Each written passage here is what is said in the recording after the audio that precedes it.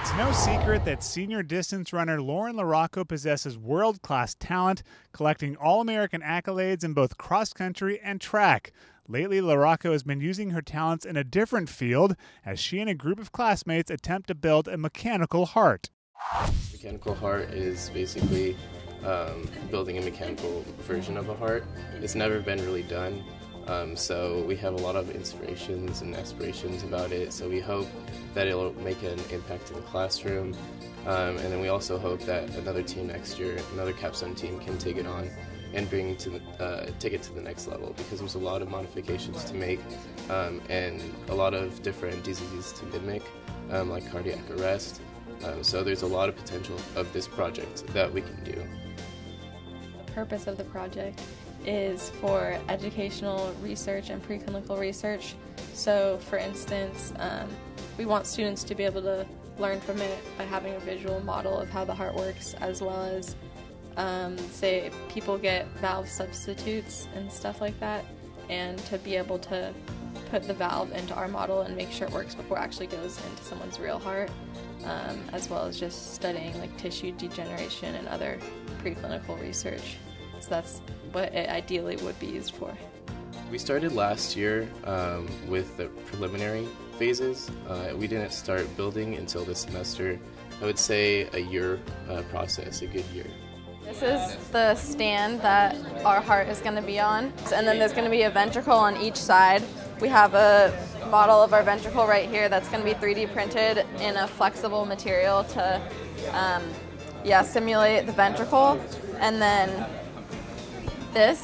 something like this, a spring is going to go around the ventricle, and an electric solenoid will pull this down, and then it'll come up and compress the ventricle for each contraction.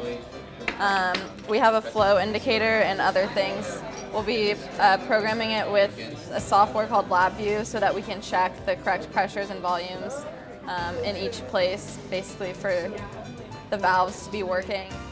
When we were working on the project, we really didn't know which way to start. We broke it down, but again, nobody has really ever done this. So we were really like in our ideas, trying to gather them and pick and choose which one would work. And just the ideation phase of it was really interesting and really stood out to me. But it was hard to find something that worked.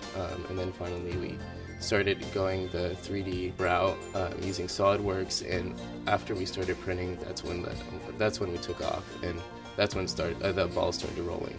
For the claw, we used Lego Mindstorm, and it's a pretty easy process. You use blocks, and you kind of put how many seconds you want the claw to close, and that claw is to squeeze the ventricle, which has fluid in it, and basically it's going to help create flow in the system that we're going to make. So it's just a simple NXT Lego Mindstorm program that I used to make it work.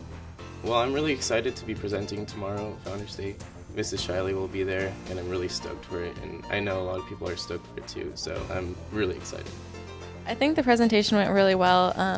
It's kind of similar to a race where you have all this training and then you get to have the final performance, and like all of your hard work pays off, and so that's kind of what this is. We've been working on this so hard all semester, just meeting 3 to 4 times a week at least, and just to finally have a presentation and show everyone all the hard work that we've done, and also just the fact that we started this project from scratch, and yeah, showing how far we got and hoping that other teams can continue it was really awesome.